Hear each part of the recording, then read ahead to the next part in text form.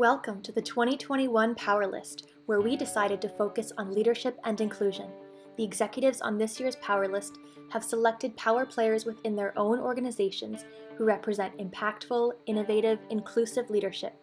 We will release exclusive interviews with our power players talking about these topics weekly. In this video, you'll hear from Paul Brown and Navin Sharma of Inspire Brands.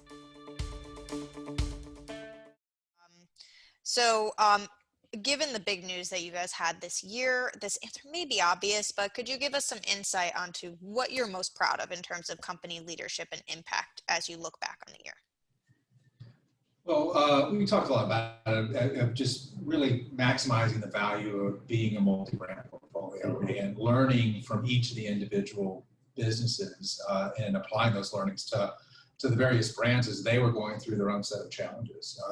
Every brand had its own set of challenges it had to face, but the learnings, the chief operating officers doing daily calls with each other, sharing learnings, and morphing the model of Jimmy John's to be able to do stand-up drive-throughs, morphing the model of Buffalo Wild Wings to go from being a sports bar to more or less a QSR takeout delivery concept overnight, and applying those learnings, and just everybody pitching in, and that's staying with us. Those relationships.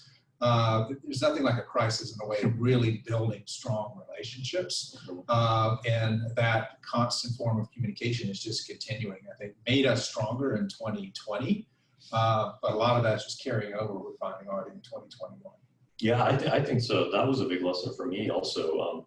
We have grown pretty quickly with Inspire and some brands coming together, and our leadership, like Paul's leadership team, came together a lot faster with some new faces, with me being one of them, to operate against an objective, to have our restaurants operate safely. We came together to make sure that happened. And then my leadership team as well, we had to change some of our goals around last year to meet some of the priorities that got put in place last year. And this drove my team to work a lot closer together as well. A lot of companies talk about having a depth of skill sets and a depth of capabilities within their management teams, which we do, but we saw the real value of the breadth and just seeing so many different experiences. And quite honestly, it validated our thesis on the value of putting this together, the kind of multi-brand portfolio that we have, and kind of helped build our confidence a bit for the Dunkin transaction, to be quite blunt, and what we saw happening during the early parts of 2020 and how we were able to do things that maybe some others were having a harder time doing, whether it be supply chain or some things we talked about, digital and operating capabilities, kind of really validated that thesis of multi-brand and made us more confident about doing the Dunkin transaction. Mm-hmm. And what is different, I guess, about creating or going through one of the largest acquisitions in food service in recent years during a pandemic? Well, it's good. We had done three already, so. Yeah, well, I mean, there are a lot of ththings, not meeting anyone in person during the process, or really all, which is interesting when you're going through and having conversations with the management team, but it's all virtual. Mm-hmm. And even going through the process with investors and going through the process of raising money and not actually being in person once through any of that is really kind of mind-boggling to think about it, right? If you go back to 2019, you said, okay, we're going to do an $11.3 billion acquisition and not meet anyone in person in the process, you would have thought we were crazy. Yeah, that was impressive. Having all those calls, I guess less travel. Yeah, right. And we did it faster than we've done any other transaction as well. Yes, definitely. And so the other thing that's been really important during this pandemic is just increasing the digital engagement. So what role does digital engagement play in Inspire Brands' leadership in the food service industry? I think it's been very important for us. I think it was, and I believe all of our brands were really well positioned coming in because of some of the investments we made coming into 2020. So like Buffalo, for example, I think their digital sales, e-commerce sales grew more than 6x from the start of the year to the end of the year. And that ramp was very quickly, or very fast at the start of the year. And we wouldn't have been able to have the results we did last year if we hadn't made some of those investments, because you really can't if the consumer demand was there, you just can't ramp up to meet that demand unless you build the digital capabilities.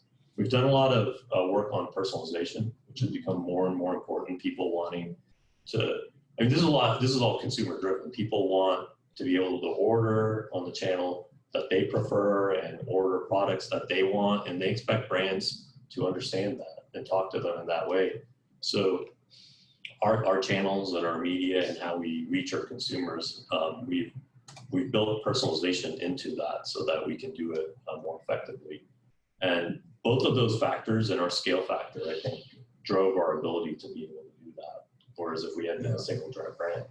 Well, the growth of digital channels is the most exciting thing going on in the restaurant industry, and really ultimately the driver of the journey that we embarked on with Inspire is the belief that there was going to be a fundamental shift in the way that the role that technology plays in our industry, whether it be with how customers interface with our brands or how we actually use technology from an operations standpoint. And COVID has accelerated that trend. It was already in place, but we as an enterprise did 2 times the dollar volume of digital sales across our portfolio in 2020 than we did in 2019. And we nearly, almost doubled the number of loyalty program members in the process. And to think about how transformative that is, if you go back even 5, certainly 6 years in the restaurant industry, the relationship with your customer, our customers started when they walked in the door and stopped the moment they walked out the door, right? We had no idea who they were when they left. We had no channel to communicate directly to them as an individual, or a way to build relationships with them when they weren't in our restaurants. And now fast forward, 5 years, particularly after 2020, and a large percentage of our customer base, we now can have a direct channel to them.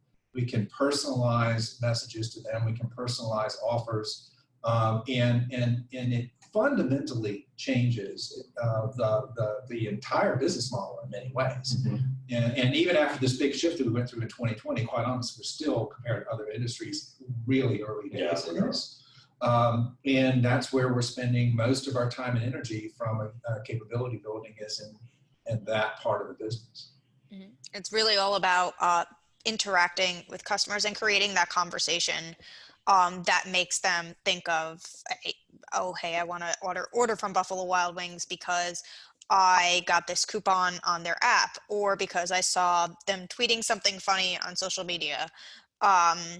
And I think that it really is about creating that conversation that, like you said, it really wasn't there that many years ago, or 4 or 5 years ago. And the other key that we're seeing is the key to success really in these challenging times is that brands and businesses are really waking up to is fostering an equitable atmosphere. So how are you kind of encouraging diverse future leaders of food service and kind of keeping that in your mind as you hire and promote? Well, we have a program that we've rolled out called People First at Inspire, and there are multiple pillars because the way we want to approach this is a very programmatic approach in making sure that whether it comes to how we recruit people into the system, how we actually create opportunities, particularly for people in our restaurants, to continue to move up through the operations ranks, whether we actually create an environment within our support centers that allow team members to continue to move to the next level, or what we do in the community. Those are our 4 pillars of People First around how we want to make sure that in each of those areas we are fostering a highly inclusive environment and creating and removing barriers if there are barriers to people moving up through the ranks and maximizing the opportunity here, either whether it be with us or ultimately if they end up leaving and going to other places, as a lot of people do within the operations teams, that they actually have the best opportunities throughout their career based upon what they learned while they were here with us. Yeah, I think it's very important. If you want to be the best, you need to have the best people and the best ideas, and the way to do that is to have allow people from a diversity of backgrounds and experiences to be in your pool, and that's what we're achieving with this. So I'm very excited about this program.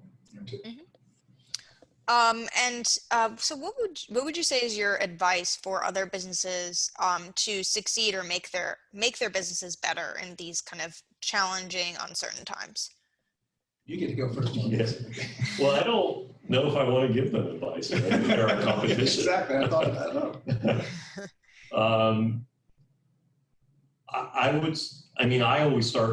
I always start with two places. One is our guest, and the second one is our team member.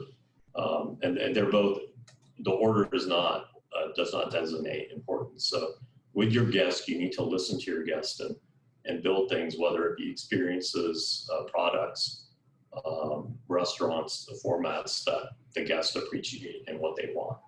It's not necessarily what they say, it's anticipating where consumer trends are going and getting there first and being in the right places. With your team members, try to have the best team members and treat your people right so that they want to grow with you and they'll perform for you.